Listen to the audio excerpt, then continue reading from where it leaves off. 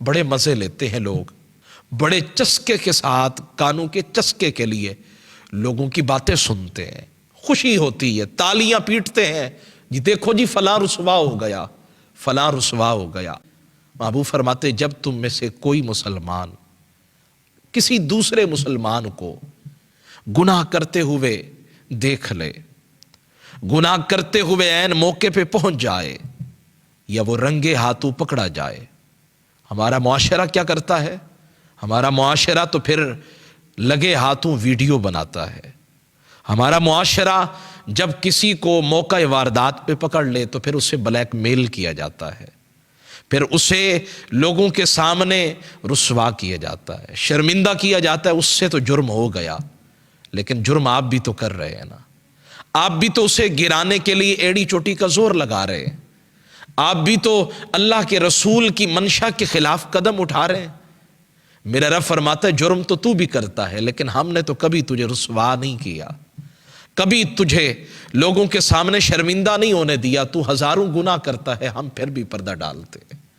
محبوب سے پوچھا حضور یہ بتائیں اگر کسی مسلمان کو گناہ کرتے ہوئے پکڑ لے تو پھر کیا کرے؟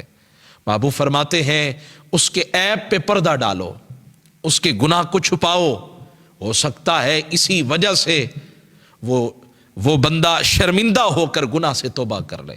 اور فرمایا جس نے کسی مسلمان کے عیب کو چھپایا، رسوا ہونے سے بچایا، فرمایا یہ اس شخص کی طرح ہے جس نے کسی زندہ زمین میں دفن کی ہوئی بچی کو بچایا ہو، اس کا عمل اسی عمل کی طرح ہے، اس کو ویسے ثواب ملے گا جیسے اس کو ملے گا۔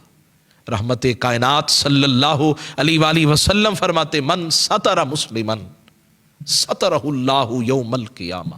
یہاں کی رسوائی آسان ہے، یہاں کی جگ ہنسائی آسان ہے، یہاں کی شرمندگی بہت آسان ہے، لیکن جب ساری کائنات کھڑی ہوگی نا، وہاں اگر عیب کھل گئے تو میرا کیا بنے گا؟ اگر میرے تمام معاملات کو پردہ اخفاء سے نکال کر، اگر صیغہ راز سے نکال کر تشت از بام کر دیا تو میرا کیا بنے گا؟ تو رب فرماتا ہے حبیب بتا دیں آج دنیا میں تم میرے بندوں کے عیبوں کو چھپاؤ، محشر کے میدان میں میں تمہارے عیبوں کو چھپاؤں گا، تمہیں رسوا نہیں ہونے دوں گا۔